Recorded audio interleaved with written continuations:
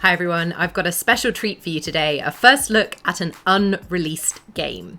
That's right, Moving Out from SMG Studio and Team 17 isn't out until April 28th, but I've got an early copy so that I can have a play and let you know my first impressions. So Moving Out is a game in which you and, if you like, up to 3 other people work together to try and move a bunch of furniture and other objects from a house or another building into a moving van before the timer runs out.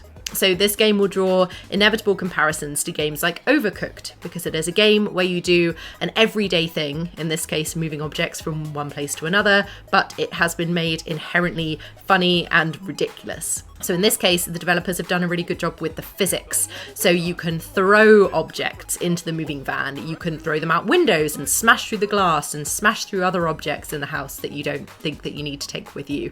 If you're playing with another person, you can grab one end of a sofa each and swing it and throw it out the window that way. So you can play this game on your own in single player, in which case the difficulty will be adjusted so that you can carry heavy objects on your own.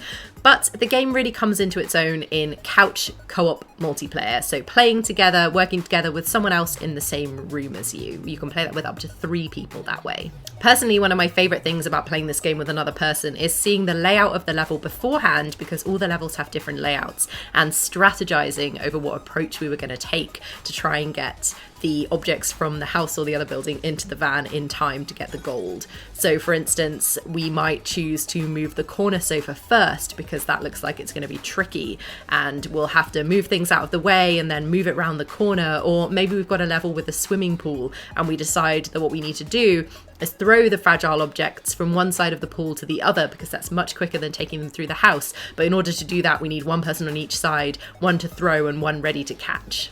What I really like is that everything in this game is really, really clearly signified. So for instance, you know if an object is too heavy for a character to carry on their own because they'll start sweating.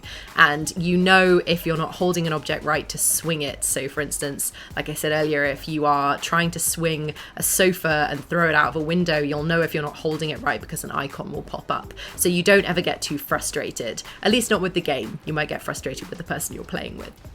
Now, obviously the core idea of just moving a load of objects from one place to another, there's only so much that you can do with that, and I can see it getting quite dull after a while. This isn't the kind of game that you're going to want to play for hours at a time, but the levels do change up later on, so they've got different themes, different layouts, as I said, different objects. It introduces things like ghosts and things like that, and haunted objects. I personally liked levels with muddy puddles, because when you trek through them, you leave muddy footprints everywhere, and that really shows the kind of chaos of where you've been running around the level, and I thought that was a really neat touch. So if you like the idea of making a mess and blowing off some steam, especially with some other members of your household, then Moving Out is definitely worth a shot.